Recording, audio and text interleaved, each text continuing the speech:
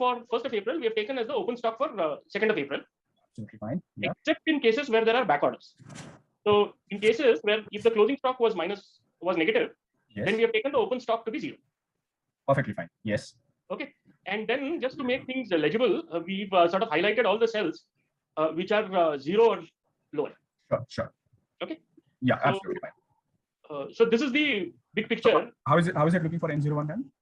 M01, let's look. Yeah. So you started with 50, Yes. went down to 45, went down to 37, yeah, went down to 27. So stock seems to be declining, no? That is a concern, in fact. So what it means is there will be stock out in Madras for this SKU.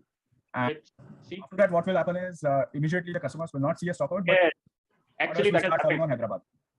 So that has happened here. Yes. This is on day. So you got 4, right?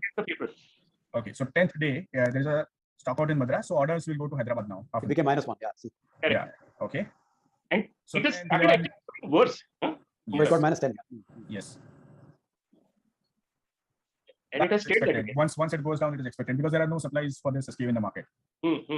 This is one of the new launches, one of the best sellers. So yeah, I think by the end of the 15th day, you have some stock. Once it got yeah. See. Yeah. Okay. And so it has started actually worse. Huh? Yes. It got -10. Yes. Went down to 27. So stock seems to be declining, no? That is a concern, in fact. So what it means is there will be stock out in Madras for this SKU. And after that, what will happen is immediately the customers will not see a stock out, but actually that has happened on Hyderabad. So that has happened here. Yes. This is on day. So you got 4, right? Okay, so 10th day, there's a stock out in Madras, so orders will go to Hyderabad now. It became -1. Yeah. See. Yeah. Okay. And so it has started actually worse. Huh? It got -10. Yes. And it has stayed like that. Once it goes down, it is expected because there are no supplies for this SKU in the market. This is one of the new launches, one of the best sellers. So yeah, I think by the end of the 15th day, you have some stock. 2 units are in the inventory. Yeah, there are some 2 units. That's the recovery. Yes. So what? So I mean, Omkar. So what is the management process that is used here? So do you have a limit? Yes. So normally what we do is we track something called days of cover on hand. So every day we track the inventory and see how many days of future sale should be covered with whatever inventory we have, right? So typically we see for fast mover mobile FSN that number could be as low as 2 to 3 days, but a slow mover it should be around 15-20 days kind of number, and that changes from business unit to business unit. For lifestyle that number could be as 50-60 days as well, right? So this you do on a daily basis. Yes. So this is what normally we do to ensure that there is no stock out. So anywhere we we have a 7 days ordering cycle, let's say. Anywhere we see that we have less than 7 days of stock, we will raise an emergency order and we'll get that SKU in stock. So we did do that, Omkar, as you had suggested. Yes. We computed Madras average inventory. Okay, so we have not done it on a daily basis. Maybe the students can try and do it on a daily basis. Yes. But what we did was we computed for 15 days for each SKU. Yes. We computed the average opening stock. Okay. And we computed the average sales. Average opening stock for that period, 15-day period. For the 15-day period, yes. Absolutely right. Okay. And we computed the average sales for the 15-day period. Yes. And then we computed, as you had suggested, average days of inventory. Yes. So yeah, this is what I expected. You can see for the fast mover FSN, fast mover SKU, you can see it is as low as 2 to 3 days. Yes. And this is exactly why we need forward FCs. We discussed about why we need forward FCs. One of the reasons was inventory holding in forward, right? So the reason we created Madras and Coimbatore is Cochin is just because of this. We can operate these FCs at very low DOH. Hyderabad can never work on these kind of numbers. But since there is a daily connection between Hyderabad and Madras and Hyderabad and Cochin, I can still work with these kind of numbers with lower inventory in forward FCs. And still be happy with the overall number. So this is an inventory control mechanism. So a daily connection basically means that in one day goods will get shipped, right? Yes, every single day there will be goods shipped, and it'll reach in the same day or next day it reaches. Next day it will reach. Next day it will take a day or so, but okay. Every single day there is a connection. There's a possibility to finish. Okay. Right. So M01 you can see 0.74 here. That is the key thing. Yeah. So this is exactly the point. And another good point you can make out of this is the way the averages hide the data. The -10 is gone, right? It's gone. -2, yeah. Yeah. So as long as I see this number at average, at 15 days average, I will not know that there were cases of stock out. I will never know what went wrong in between, right? Correct. Example, but already you would probably get a clue, right? Because if it's 0.74, then there's clearly something is a problem. Correct. But that is actually the reason we don't want that 0.74 to come on stage. That is the reason we track this every single day. Every single day we track this number, and that is the reason we correct it. Make sure that it doesn't fall below a certain threshold, which could be 2 to 3 days for forward, 7 to 8 for deep FCs. Right. So in this particular case, M01 should have triggered a purchase. on which day? I mean, Absolutely, yes, absolutely. So, but it did actually. I mean, there's some reason why it didn't get triggered, but yeah. So M01, I know that there is a supply constraint. there's a supply constraint. You mentioned it. Yes. So this is a new launch. So on that day, on column AK, we have 4. So already 4 should have triggered, right? Because Absolutely. 9th of April. 9th of April. But even 4. In fact, if you can just go back and look at. No, sorry, this is. Yeah, it is 20. 20. Yeah. So the minute it goes below 20, you should get triggered, right? Yeah, 20 is 1 day. So at least I'll go for 2 days of cover because there will be replenishment of a day and transit of a day. So 40 days in it. Okay. 40. 40. I should get a trigger on the very first day. I think only first day the inventory was 50. After that, Yes, actually. So it should have triggered there itself. Yeah. But in this particular case, you're saying that there was nothing. There's not available. Even if it was triggered, nothing could have been done.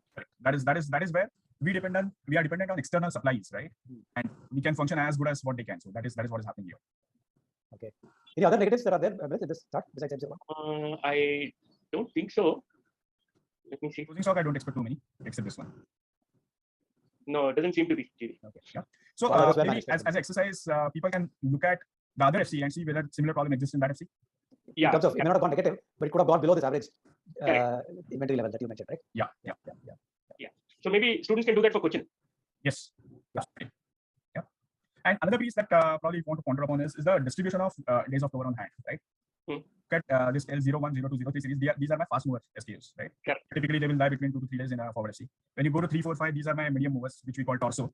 They will be around 5 to 8 days. And when you move to the tail, 6, 7, 8, 9, 10, actually the number will start shooting about 10 days. Now the question is, why don't we control the inventory in forward FC? So the question always is that why do you want 10, 9, 7, 8, those kind of SKUs in FC, right?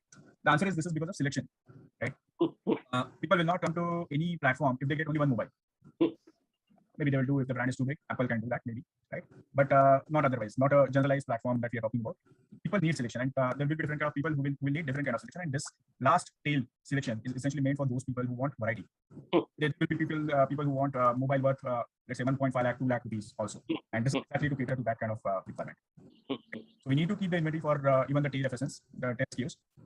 But what we sell normally is the head SKUs. So it's a can match. I see. And so every business line has this pattern, is it? More or less, it will be there. If we want to relate to the 80-20 that we had, the first discussion we talked about 80-20. Correct. Pareto. So this relates to the Pareto, right? So the 20 is your top, and then those SKUs will be the ones who are having lower inventory. Right. So if I just see that, actually we are seeing that most of the Pareto seems to come really from mobiles itself. Okay. That's a reality, unfortunately. Especially if you do the Pareto on the GMV, the value, it will be mobiles which leads. Because look at the average selling price again, right? A mobile is equivalent to maybe 10 lifestyle products or 100 FMCG products.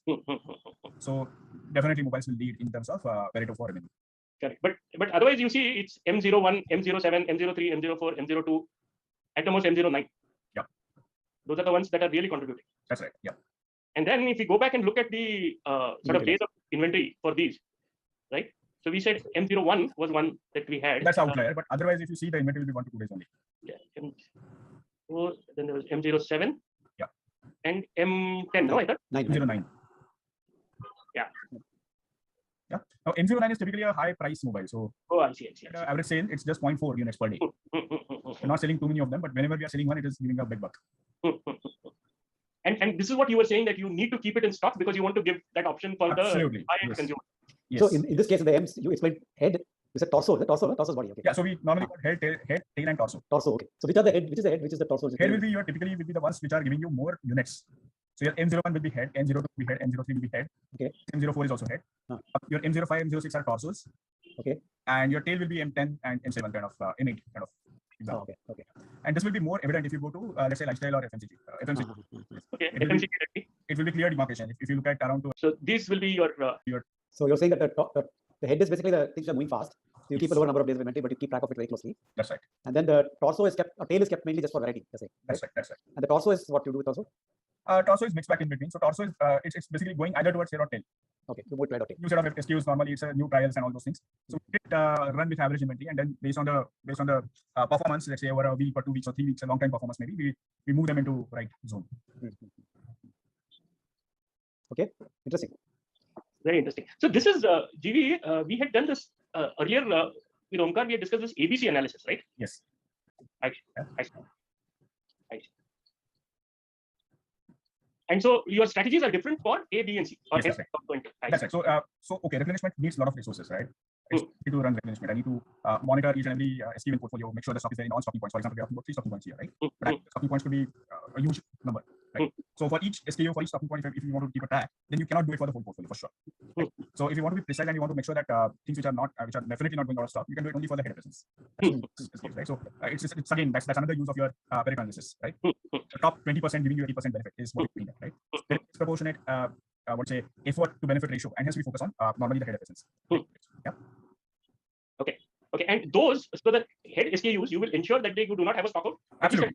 That is what the endeavor is always. However, as you can see, that is the reason this MD1 is part of this discussion, right? So the endeavor is to make sure that these SKUs don't go out of stock. Right. However, there could be external factors which will force you to control or go out of stock in some cases, but we try to minimize that. Yeah. And there is a specific term also which is used for specifically in of lifestyle. Right. So we call this head portfolio as NOS portfolio, never out of stock portfolio. Never out of stock. Okay. Yeah. Never out of stock. Never out of stock. Never out of stock. So the best example is what you can see on the screen right now. All three of us are wearing white shirt, right? That's another example. Another example will be black shoes or blue jeans, right? These kind of SKUs will be always in demand. Yes, lifestyle is a selection game, right? There will be new varieties of clothing, new varieties of apparel, especially in women's portfolio, will be coming up every time. However, there are some basic items which are never out of vogue, right? And that is what we call NOS portfolio. So we make sure that these SKUs are always available to customer and they are always available close to customer, right? Otherwise, I may not be able to post all my slow mover, all my selection SKUs very close to customer. For this example, when we are talking about if my FC or if my business goes up in Madras and Cochin, right? What will happen is I will not immediately hire a bigger FC there. But what I'll do is typically I'll take out my tail selection out of that FC and I'll still run the business. I'll still see 80% of the demand at a better speed, right? Rather than making an investment call immediately, I'll start focusing on the head selection, focusing on everything. So that is another way in which we use this Pareto analysis or classification. No, so this has been very, very interesting, Omkar. To my mind, the biggest learning I have out of this is, of course, out of this ledger exercise, is that it is important to not just look at a one-day picture, but to keep creating pictures on a daily basis. Or even average is misleading. And average, yes. Not even to average. You have to do everything on a daily basis. Actually, these if you look at these good, well-managed kirana shops, those guys, end of every day, that guy will balance his books. Every day. Absolutely. Yes. Yeah. So that's a good practice. That's what was being said, right? I mean, you have to balance your, you have to know, at least for the products that are very important, you got to know where you stand on that product at the end of every day.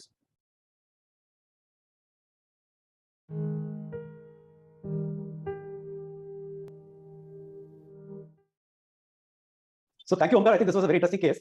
Now, what did we learn? I mean, I'm just trying to put my arms around the key learnings from this case.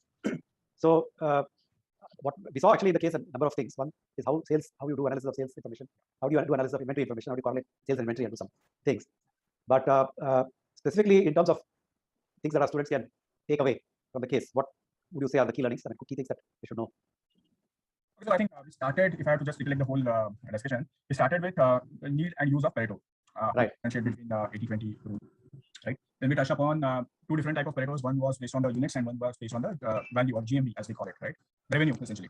And how these two different aspects of same coin are important from perspective of designing a warehouse or from designing overall inventory management system, right? By seeing the two together, we saw the two together. Taking two together, how do we place inventory given a box, which is FC, how do we do that? That's another one key takeaway there was, I think, the need for removal of outliers.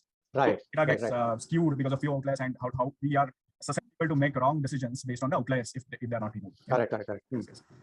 Third thing, I think what we saw was the whole idea about ledger for a particular location for a particular SKU. The need for looking at it at a daily interval so that we don't fall into trap of reporting averages, and averages do hide a lot of information. We saw that.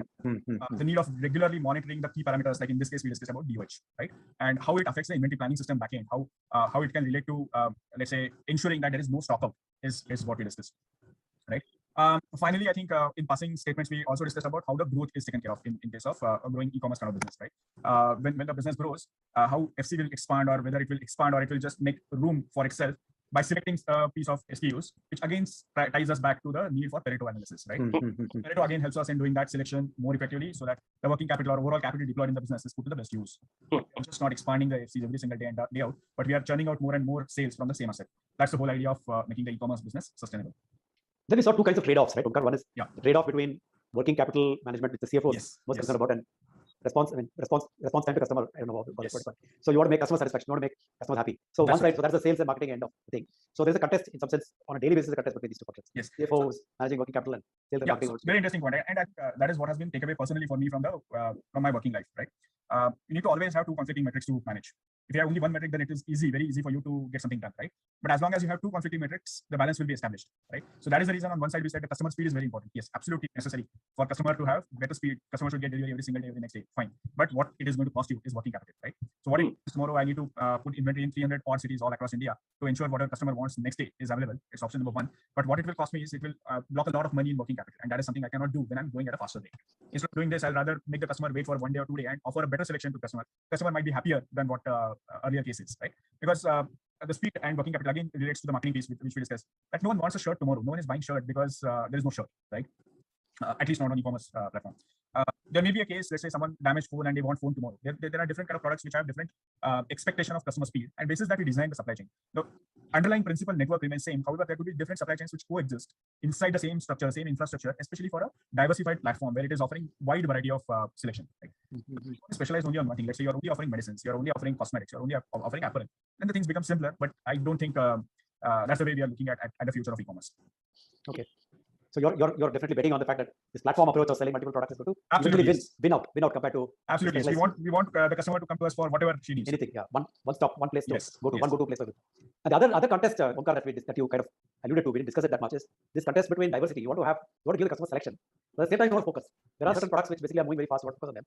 But at the same time, if you only have them in your portfolio, customers are not happy. It's like, so they need choice. They will not buy it, but they still need to see the choice better. So you have to manage a diversity. Yes. While you focus, right? Correct. And that's where the differentiation comes into picture. That's where your data analysis comes into picture. That's segregation of whatever you have into groups, which is head, tilt also we discussed, right? Right. All those differentiations and different strategies for deployment comes into picture only this requirement. Yeah. Come to our home. But the total logistics infrastructure, the supply chain, how all of this is managed, how an e-commerce company runs, I think for me was really the biggest revelation. The fact that it's almost like you have your own private postal system was actually fascinating. So that was that was a very interesting insight personally for me. Absolutely. Happy to know that you are appreciating the behind scene for e-commerce now. We now appreciate how hard you work actually. How hard you work. Good. So that brings us to the end of this case study. Yes, I think we are done. So in that case, I must thank Omkar for taking time off, giving us all the data, walking us through all the explanations of the analysis that we did for him, and sharing his insights into the business. I think our students would have learned quite a lot from this. Thank you. Thank you. And that was all mine. So then when you prepare for demonstrating something, you'll really understand the magic actually behind the whole number. So it was very interesting journey for me also to prepare data and discuss all these points. It helps a lot. All right. Okay. Thank you. Then press enter. And now if you drag this all the way, it is going to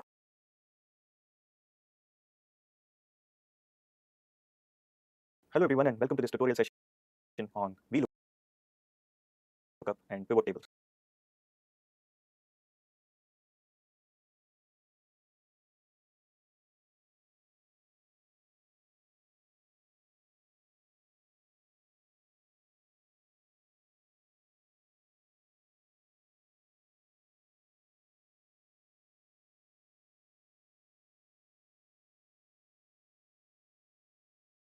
I'm Swaminathan, one of the co-instructors of this VTM course. So for those of you who are familiar with concepts like VLOOKUP and pivot table, please feel free to skip this video. But I would recommend you to watch this video since this might give you a better intuitive understanding of these tools, that is VLOOKUP and pivot table. So let me quickly show you the data which I created some 45 minutes back. So this is the data we have. We have registration numbers and name. So these names are very famous in the online DB program. I have taken the liberty of using some names. And then we have car, the manufacturers like Maruti, Hyundai, Ford, and so on. Then we also have model, we have the city to which they are registered, and then we have price. And then in the next sheet, we have some other additional information, which is the age of the car, that is how old the car is, and what is the mileage that this car returns. And most of these data are cooked up, so none of them are real. So just enjoy the video, and this is just for the explanation purpose.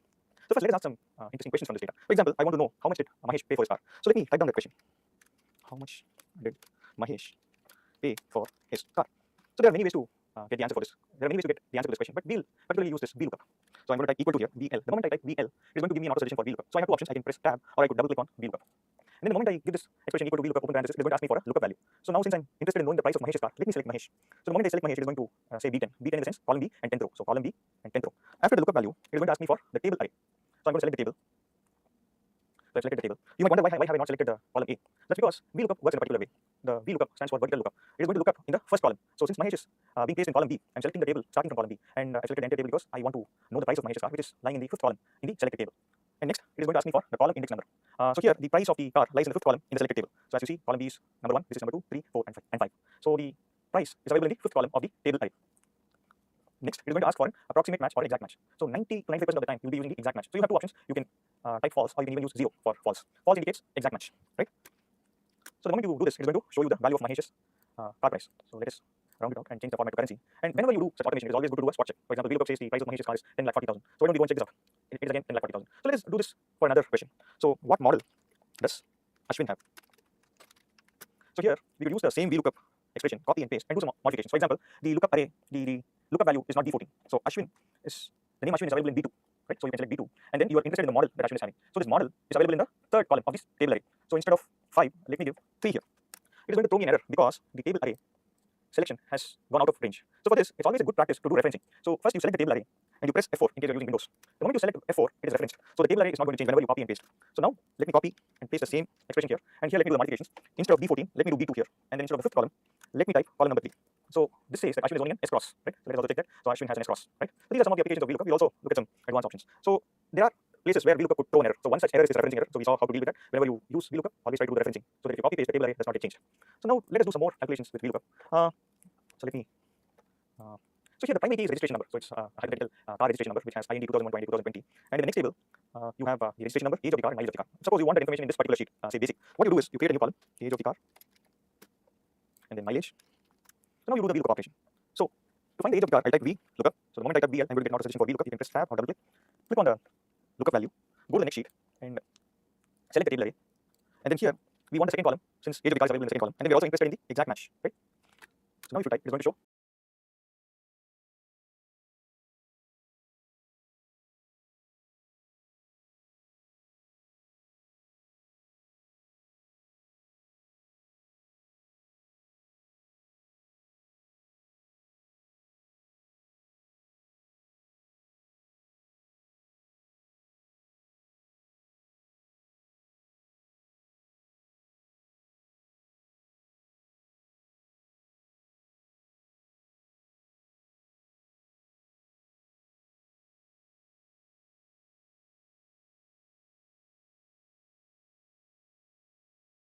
age of the car is 6 for the registration number IND 2001. So here one thing I will. So now if you see here, there is an error. So before that, let us do some spot checks. Let us look at the age of the car for Marulan. So it says 9 here. Let us go to the next sheet and check for age of the car. So since Marulan is not the primary key, we'll have to check with the primary key, which is 2010 IND 2010.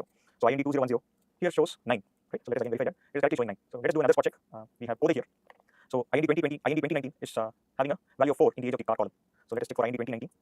It says 4, right? So which means the VLOOKUP is working well. But for IND 2020, we're not getting a result. There is some mistake in IND 2020. So let's check what the mistake is. So first, it is taking up the correct lookup value, which is A21. So A21 is correct. And then the lookup array is also correct. It is between A2 to C21 and it's referenced. And then it is looking at the second column, which is also correct. And it is asking for an exact match that is false. So everything seems to be correct. So let's go to the age underscore mileage and check what the problem is. If you double click here, there are some extra spaces. So this is called white space. So VLOOKUP, since we are using an exact match, VLOOKUP is going to throw an error in this case. So therefore, you have a couple of alternatives. Instead of an exact match, you could tell VLOOKUP that I'm looking for an approximate match. So for that, you could type true. In that case, you're going to get the correct value, which is 6. But I wouldn't recommend this kind of operation. The better way is to remove the white space from IND 2020. Go to basic, and instead of true, stick to the original way of writing, which is 0. Right? Now it's going to say 10. You can use the same logic, do another VLOOKUP for getting the mileage of the cars. So I'm selecting the lookup value to be A2, then go to age underscore mileage, select the table array, and then as usual, reference it with F4. And then I'm looking at the third column of the table array, and then I look for an exact match. So now it is going to show me 15 as a car mileage. I think a couple of spot checks. Let us do it for Lakshmi. So IND 2020, the mileage is 18 kilometers per liter, which is correct. So let us do it somewhere in between. IND 2007, the mileage seems to be 11, and the age of the car seems to be 3. So 3 and 11 for 2007.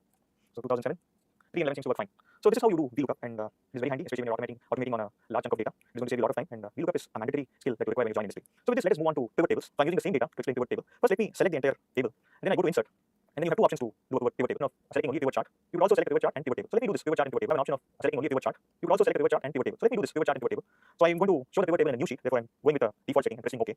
So now, let us use some categorical variables to understand how grouping is done. So let me use variables like drag and drop the price of these cars. So it is going to show me the sum, but I'm not interested in the sum. Let me show the average price of these cars. Let us also round it off. So the average price of a Ford car, according to the pivot table, is 7,11,200. And similarly, Hyundai costs around 10,18,000, and Maruti is costing around 7.6 lakhs. So these are some of the insights you can find from pivot tables without a lot of effort. So it's a good practice to always have data labels on the graphs. So this will give you a better idea of how the average price of each car looks like. And let's play with some more values. So to this categorical variable, let me add mileage. Again, I'm not interested in some of the mileage. I'm going to add average. I'm going to use the average setting here. So average shouldn't be a currency format. Shouldn't be in currency format. It should be a number. So typically, Hyundai is returning the highest mileage, followed by Maruti and Ford, right? So you could also see that here. And since the scales are different, you're not able to see the chart here. You're not able to see the mileage in the chart here. So therefore, let me delete this chart. So let us see some more things here. I could add a filter here. So let me add the city as a filter here. So we'll also add the number of cars that are available under each car company. So let us add registration number, and here count is the best thing to have. So let us change the format to a number, right? Let us round it off. So in total, there are 20 cars, out of which 5 are 4 cars, and 6 are Hyundai cars, and 9 are Maruti cars. And generally, the average mileage of Maruti is 14.89. And you could also play with the filters. For example, if you select Chennai, totally there are 3 cars pertaining to this data set, and out of which one is Ford, one is Hyundai, and one is Maruti. So these are some of the useful applications of tools like pivot table and VLOOKUP. So there are a lot more, but these are sufficient for you people to progress in this course. And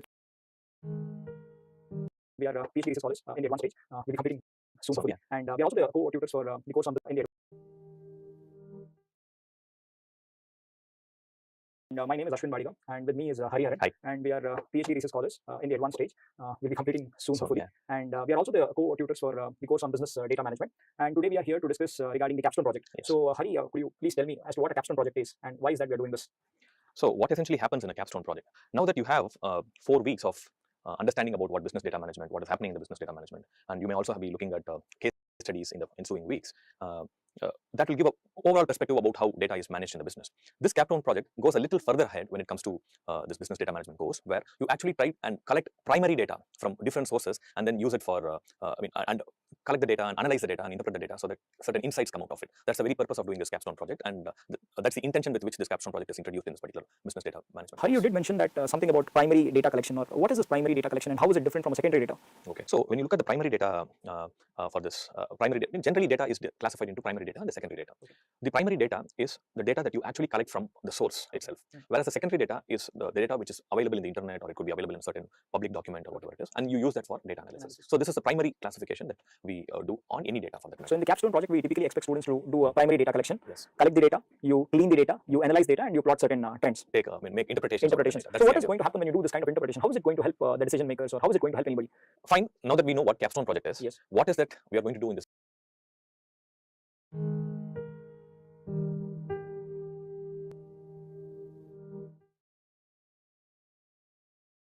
So we are now moving to the second case study, which is going to focus on the manufacturing sector. And for this case study, we are really fortunate to have Shiv Kumar, who is a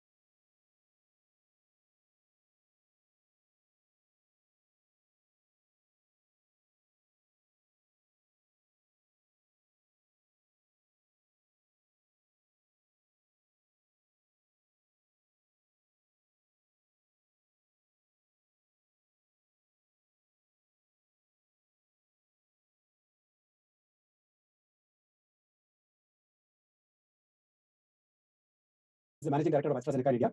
And Shiv has a very long background in consulting, and he knows the manufacturing industry very well. Shiv, maybe you can speak a little bit about what you've done so far and help the students to understand your background so that they have the context. Thank you very much, and I'm delighted at this opportunity to be part of this session. I started my career in consulting after I finished my MBA a very long back, and I worked in consulting for about 10 years with Indian and US companies. Many of them in the manufacturing industry. So that's where I actually cut my teeth in a sense. And I always feel, kind of very close to that industry and so on since I started my career there. Since then, I've done a number of stints in different companies in healthcare, high tech, and so on. And over the last 10 years or so, I've been working in multinational companies which have in-house centers in India, basically leveraging the power of what we have in India, the people, the knowledge, the expertise, the skills, in a global sense. So that's really a bit on my background. So generally, manufacturing is as a sector. I think many of the students may not know the sector that well. So what differentiates manufacturing sector? What kind of industries would you call manufacturing industries? And what differentiates those companies from other companies? Yes, that's a really interesting question and an important question, right? I think if you look at a number of the advanced economies around the world, right, they have a very strong base in manufacturing. Although if you look at the share of the GDP over time, manufacturing is not that high in many countries, but that is the sector that actually produces all the products that we touch and feel and use every day, right? Whether it be a car, whether it be a cookie or a computer or a whole range of different things that we use every single day, whether it be an iPhone, all of that comes from the manufacturing industry, right? So it forms an important foundation for the economies of any country in the world, and every country is very keen to broaden and deepen its manufacturing sector. Another reason for this is because it provides employment at a very high scale, right? So the manufacturing industry is able to employ a number of people in a very productive fashion in high quality jobs. So it is a very important cornerstone of the economy of many countries. So when you think about manufacturing, Shivu, I think most common people think of China and Germany, right? What is the kind of picture in India?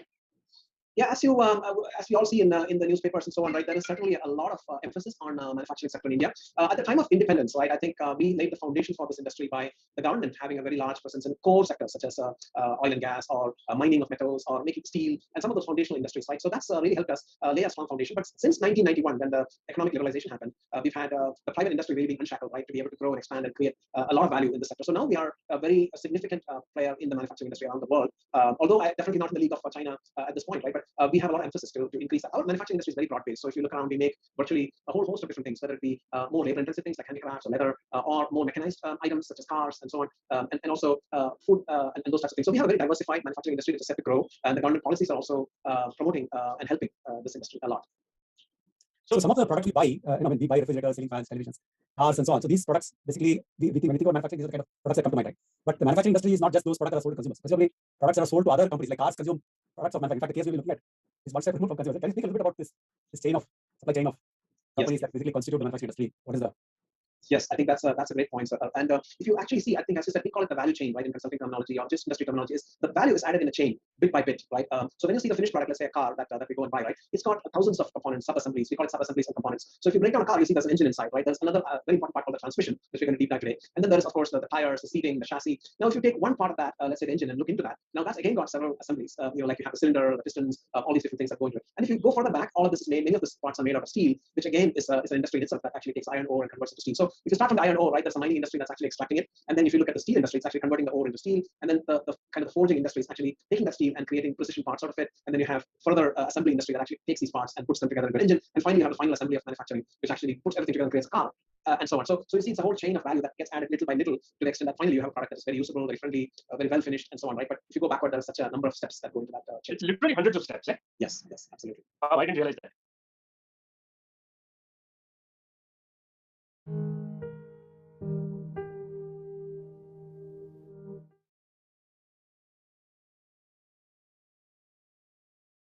So do you want me to lead into the case? Sure. So let me start sharing my screen, and while I do that, so GD, do you want to give us an overview of what we are going to learn in the next 2 weeks? We are going to look at a number of issues that come up in manufacturing industry. Specifically, I think Shiv will speak with his experience about, first of all, this is a data science course, so question about where the data comes from in the manufacturing industry. Is it really digital? How do we convert all the existing physical records that are there in manufacturing industry to digital? Those kind of issues, we have to look at it. So that will come. Certainly, we will try to introduce some of that. But we want to see the digital data that is available in manufacturing industry and use it to do some analysis of sales and revenue, similar to what we did in the FabMart, the e-commerce case that we did already. But the difference from that case leading into this case is that these products are not stocked and sold like e-commerce, but they're actually manufactured.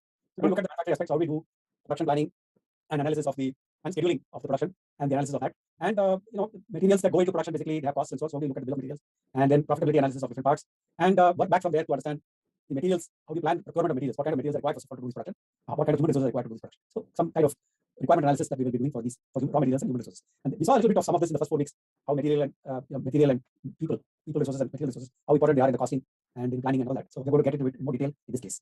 And of course, as we go along doing all of this, we'll be doing this through spreadsheets. So we'll learn a little bit more about spreadsheets and how to use spreadsheets to do this kind of analysis. So with that context, maybe we can start talking about the case that we have today. The case that we have today is about a company called Ace Gears. And Ace Gears is what is called in the automotive industry as a tier 1 supplier. The people that make the cars actually, that make and sell the cars in the automotive industry are called OEMs. And these would then be people like Hyundai. Original equipment manufacturer, right? OEM is original equipment manufacturer. And there's companies like let's say Hyundai or General Motors or Ford, companies like that. But there are a bunch of companies, as Shiv was mentioning, that actually make the sub-assemblies. And Ace Gears is one such company. And so in that context, it's called a tier 1. So Shiv, why don't you tell us a little bit about this company? What does this company do? What are some of the challenges that a company like this faces that we can use data to analyze? Absolutely. So as Milind just mentioned, the Ace Gears is actually manufacturing gear assemblies. So basically, when you think of the concept of a gear, it is actually the way to transmit the energy that's created from one source into another place. So in specific context of the automobile, you have the engine that's creating the internal combustion engine that's creating the rotating energy, and the gear is used to actually transmit this energy to the different wheels, right? So that's why it's called a transmission, because it's transmitting the energy from the motor to the different wheels. So this company is involved in creating gear assemblies that go into this transmission, right? So that is the main business of this company, and it has to supply mostly to OEMs, but also to some tier 1 companies, which then create finished transmissions, right? So it does both of these things, and it has customers in all the parts of the country, right? So basically, it is supplying to OEMs located in the different regions, and you'll see that in a bit later on in this case study. It has a number of products, right? It has a number of different types of gears, gear assemblies, and so on. And for the purpose of this case study, we're actually going to consider 10 products, just to keep it more easy to follow, that we will look in this case study. And when we talked about some of the challenges that an industry like this faces, right, is that automobile demand is highly variable. as we all know, right? So it depends on a number of things. It depends on government policies around and changes in those policies. It depends on the festive season, for example, where a lot of people tend to buy new cars and so on. It depends also on availability of parts. So right now, we are, for example, passing through a phase when electronic components are not available in the way that they used to be. So now there's a supply challenge that comes into the industry. Then, of course, there's labor. People are very important to actually run these lines, right, and create these products. And sometimes what happened in 2020 was that because of COVID, for instance, all this labor that worked in factories in this industry actually went back, right, to their native towns and villages. And that meant there was a big shortage of labor, and of course, the safety of operating the factory in the pandemic. So these are all kinds of challenges that affect this industry, right from the demand to the supply to all the resources that are required for this industry keeps changing over time. So these challenges seem really, really large, and I'm very curious to see how using data, perhaps we can break them down into smaller challenges, right? Absolutely. I think data has made a huge difference in the productivity and the cost of running operations for this industry. They were one of the pioneers to adopt technology to run their planning and manufacturing and procurement operations. So if you go way back in the early 90s, Mahindra & Mahindra was one of the first companies in India to implement a full-fledged ERP system, right, SAP system. So this industry always been... You have to explain what is ERP system. I guess you have a slide later, maybe, which you explain. Yes, I think there's a slide in a couple of slides. We have one that talks about ERP. Okay. ERP is enterprise resource planning. Huh? Yes, ERP is enterprise resource planning, and we will talk a bit more in detail when we get to that point. But it's basically the way to integrate all the different planning functions of a company into one single base of data. Right? Earlier, you used to have different types of data to manage different parts of a company or different functions of the company. If you go down one or two slides, there is a slide about ERP. So that actually shows you. Yes, this one. So as you see here, right, earlier, all of these circles used to operate independently. So you had the finance department, which has its own accounting system, and then you had the production department, which had its own production tracking system. You had the human resource department, which had its own HR system, and so on. And all of these systems are not connected. The data was not commonly held, right, in one single database. And what that meant was the data that production shows would be different from the data that sales shows or finance shows. And this used to cause a lot of confusion and a lot of error in the way we plan and execute the business. But with the coming of the ERP systems back in the 80s and really accelerated in the 90s and the last decade, is companies are now operating out of a single system, which got integrated database. So that once you record a product as produced out in the production module, it immediately updates the cost in the costing module, it updates inventory in the finance module, it updates the availability in the sales module, and so on. So that everyone is now working with the same set of data. So that is a bit about ERP. But as I said before, automotive industry has been a very forerunner in adopting ERP systems. So Shiv, this picture is actually quite interesting because in the FabMart case, we saw, and perhaps a simplified view, that we were only talking about inventory management, planning, and finance. Okay, but clearly what this picture tells us is that there are many departments in the company, and each one of them is doing their own bit, and all of it has to sort of gel together like a gear, right? Almost. Yes, that's a really interesting analogy. That's very true. And if you look at the manufacturing industry and compare it to service industry or other industries, it has got a much broader set of activities. Right? If you look at a trading industry or even e-commerce, it's really about procuring a product and then making it available to the customer in a very fast way, right? Whereas if you look at this industry, it's actually got to think about how do I not only procure all the components that are required to create my product, but also it has to schedule all the machines that are required to actually convert the components into a finished product. It has to make sure that the labor is available at the right place at the right time. It has to make sure that the finished product at different stages of production are tracked appropriately. And then it has to think about making sure it is distributed to the right places so that the logistics industry can then take it over and deliver it to the final point. So that's why you see a lot more richness in the business functions in manufacturing industry. Also, in an e-commerce example, Naren pointed out, the data is already digital in the digital form because you sold it electronically, I presume. So you have a digital data right from the beginning, at the origin itself, isn't it? Whereas here, presumably, some item is shipped, the shipping voucher and all. There are many physical records. And things are physical, goods are physical, and a lot of records are also physical, I presume. And so somewhere this physical data has to get converted into, somebody has to make entry, right, digital data entry, to make this thing into digital data. So can you speak about when data gets actually entered into the system, into the ERP system? Yes, absolutely. That's a great point. And there are many points which are still paper-based in the industry, although the companies, leading companies are trying to minimize how much of physical entries there. A typical example is when your raw materials arrive into your inventory or storeroom, right? If it's a steel bars or whatever that is being bought. And so somebody has to then record that this has been received, how much has been received, is it in good quality? And a lot of times you find that this is maintained in manual records. And then later somebody enters that data into the system. All the companies are now providing point of interfaces that people can actually key this in right at the time that they receive. Similarly, when you're actually manufacturing, the actual quantity produced is actually recorded by manufacturing execution systems that are attached to the line. But from here, it needs to then travel into the ERP system. So you'll see some data that's coming from machine to into the ERP system as well, right? So there's a number of points where there is manual information or external information that needs to be captured into the ERP system. Okay. Fantastic. So Shiv, why you were mentioning that this company makes 10 products, and that it's a very large number of products. So perhaps you can tell us what are the kind of products that this company makes? Yes. So as we were saying, they do make a number of products, and they're considered 10 of them in this case study. What you see there is something called a gear assembly. All the products that we're talking about here are gear assemblies. So gear assembly, you can think of it as more than one gear joined together, right? And there are different types of gears. There are helical gears, there are spar gears, all these types of things that are used in a transmission. And we are considering a gear assembly which is made out of two gears. So the way this actually works, if you actually go down one slide, I think it might be easier to explain with some pictures. Just one more slide here. One more slide. Yeah. So actually, yeah, go on. Yeah. So as you can see here on the right side, you see the gear assembly. So it's actually got two helical gears that are put together. And what that then does, as you can imagine, is actually transmitting the energy that's created in one axis into another axis, right? From vertical to horizontal or horizontal to vertical. And this gear assembly involves actually two gears. So as you can see here, this is gear assembly number 3 that's then sent to the OEM. But actually, it involves gears 3A and 3B, which are the two gears that are part of that assembly, right? Now, the company has to then make these two gears, and gears are made using a two-step process. One is called hobbing, and the other is called broaching. So hobbing is, think of it as the way that the external teeth of the gear are actually cut, and then the broaching, in a very simple way, is the internal things, like whether it be that shaft kind of thing that allowing it to be fit, etc., to be made, is the broaching process. And the whole thing starts with the blank that you see on the left. So the company procures these blanks, which look like that, and then they do the hobbing process, which cuts those teeth that is in the outer side, and then the broaching that finishes the insides. And similarly, it has to make two such gears, 3A and 3B, in a very similar way, and then they're put together into this assembly, and quality inspection is done, packaging is done, and then it's sent to the OEM, right? So that's the whole process that we are going to see, and we're going to see this from the sales end and working backward through the chain, right? Because we're going to see how much is the actual sales of these assemblies, and then we'll see, okay, to make those sales, what's the amount of gears we need to make, and then from there we'll see how many blanks we need to buy, and so on. So we're going to go from the right to the left as we proceed to the case study. So when I hear the word gear, right, Shiv, I think of when I change my gear in my scooter or my car, and that this assembly is what actually enables it, is it? Absolutely. There are different transmission is a very complex mechanism, but you can think of it as there is a certain amount of power and torque that the engine can create, right? When you're in a standstill and you want to move forward, you need a very high level of torque. That means you need a very short gear. Think of it as a way to move your car forward without a push, right? That's the torque that it gives. But as you get most, the vehicle moving, now you want to increase the speed of the vehicle, and then you are switching to longer and longer gears from the shorter gear, so that you get more revolutions on the wheels as the car or two-wheeler moves forward. So that's the whole purpose of this transmission, is actually helping you to switch from a state of rest to a state of increasing speeds, and that's when the horsepower kicks in, right? When you're on high speed, then you want more horsepower. When you're on a very low speed, you want more torque, and that's what this gear assembly is enabling. And so, why would I have 10 different kinds of gear assemblies? Because there are different car models, or there are different motorcycle models, is it? Yes, absolutely. So if you think about the industry itself, there's both passenger vehicles and commercial vehicles. The company supplies to both of them. If you think of trucks and pickup trucks and so on, that's a commercial vehicle segment. And then even within the passenger vehicles, there are so many manufacturers, and most of them have proprietary transmissions. Like they make their own, or they source it from a certain company that is made for that particular model. So when you look at all these different models of transmissions, then you need a number of different gear assemblies that go into it. So in this slide, you were mentioning that there are 3 different kinds of gear assemblies. Yes. What we'll cover in the slide is we want to illustrate an important aspect, which was a transition from Bharat Stage 4 to Bharat Stage 6 that happened on April 1st, 2020.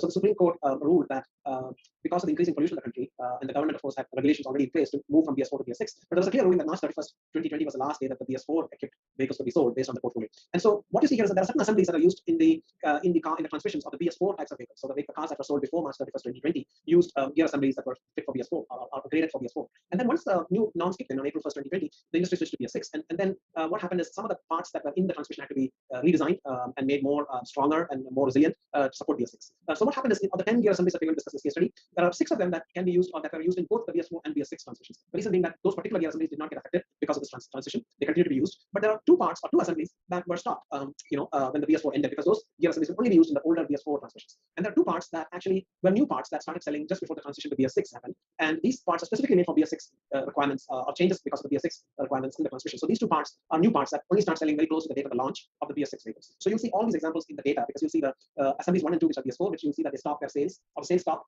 they drop off and then they stop when before BS6 norms kick in. And then you'll see 6 parts which continue their sales because they're not affected by the transition. And you'll see 2 assemblies that actually start the sales just before the BS6 norm. So this pattern where you see one type going down, another type going up, and so on is very typical in manufacturing. Because whenever there's a technology change, or when a model is discontinued, another model is introduced, you will see this transition. You'll see transition from one type to another type. Yes, absolutely. I mean, some of this is regulatory, like from the government, but there's a lot of other changes that come because a new model is introduced or a new generation of a car is actually introduced. So if you look at a very popular car like Honda City, right, it's had 4 or 5 generations. Every 6-7 years, a new generation comes. And when you have a new generation of a car, almost everything gets changed. There's a new engine, typically, there's a new transmission. So when those things happen as well, the component suppliers and the tier 1 suppliers all have to quickly adapt to that change and start making new assemblies or new parts to cater to the new model, the new model generation of the manufacturer. Right? So a lot of changes like this keep happening. We're just showing in here just one change from BS4 to BS6. And so sure, the thing that strikes me is that if I make too many BS4 assemblies and BS4 cars are no longer being sold, then I have a problem, no? Because I will not be able to sell those assemblies going forward. So I need to plan ahead and figure out exactly how much I want to make. Absolutely. I think you hit on a very important point there, Milind. This is why planning is so important in this industry, right? Because there is a lead time involved in everything, right? So if a manufacturer has to start, for example, making new BS6 cars or stop making BS4 cars, then usually, let's take the example of the BS6, right? When the manufacturer starts selling new BS6 cars on April 1st, that means they have to start making the cars at least 1 or 2 months ahead, because then they have to reach the cars to the showrooms in time. And then if the manufacturer has to start a month ahead, then the assembly supplier of the assemblies that go into the transmission, they have to start probably 2 months ahead to start providing these parts, so that then that can get built. And so it goes, right? If you have to provide those parts 2 months ahead, then the actual raw material, the gear blank maker, will probably have to do 3 months ahead before that. And so the planning is so important in this industry. And time phase, we call it the time phase planning. So you have to actually look at buckets of time, whether it be months, weeks, etc. And you have to say, how much am I going to make and sell in those buckets? And therefore, what does it mean for the previous bucket for another part of my own factory or my supplier? And go backward like that. So as we get into the data, you'll see the time buckets that we use, in this case, mostly the monthly buckets for the 2 years. And you'll see how the transitions actually affect many months ahead of the actual change happening at the end of the chain. So GT, I think in the Fairmart case also we looked at a little bit of this time variability, but there we had only 15 days data, so we couldn't see much. We won't see any trends in fact there. Hopefully we'll see more trends in this one, because it's monthly, and for a period, I think 2 year data we have. Let's see how it looks. Right. So Shiv, why don't you introduce us to some of the people in this company? Yes, absolutely. We'll consider different roles as we go through the case study, just to show you all the different departments that are involved in actually planning, scheduling, procuring, and manufacturing. Right. So the first role we see is the sales manager, who is responsible for planning the sales of these gear assemblies and forecasting how many we need in the future. That's Archana. And then you'll hear from Swaroop, who's a production scheduler, who has to then make sure that the machines, the hobbing, broaching, and other machines are appropriately loaded with the right kind of blanks, meaning the right kind of gears and assemblies. You'll also see the shop floor manager, who's responsible for the day-to-day inventory, work in progress, which means the product that is still being made on the floor of the factory, and the finished goods, those Francis. And then you'll also see Razia, who's the purchasing manager, who has to make sure that the raw materials are procured in time, the blanks are procured, so that there's no stoppage to any of the machines for want of raw materials, yet trying to make sure we have the right amount of raw materials, so we don't overly stock more than what we need, because every item you stock, there's a cost to buying and stocking that. You'll also hear from Chandru, who's a finance manager, who's concerned with profitability, revenue, and other accounting related items. Because at the end of the day, the company has to make money. You have to make sure the products are profitable, cash is collected at the right time from the customers, and so on. So you'll hear from Chandru. And also you'll talk about Ashish's role, who's a human resources manager, because to run all these machines and think of the factory where there's so many hobbing machines, so many coaching machines, so many assembly lines, you need a lot of workforce, both own workforce, employees, and contract workforce that is available to run these machines, to inspect the product for quality and all that. So workforce planning is another key element of manufacturing, and we will also meet all of these people as we go through the case study. So G, it looks like the finance people do roughly the same activity in all companies, because in Fabmart also the finance person, the CFO, had roughly similar concerns, right? But inventory here, that looks a little different, I think, because there it was more about sales, right? It was more about pushing things to customers, while here it is more about sourcing from suppliers. It's a combination, both, I think. Yeah. There is also this interesting work in progress, which will never be there in a commerce company. Correct. So it's a little bit of difference, but I think the finance guys are largely the same in all companies.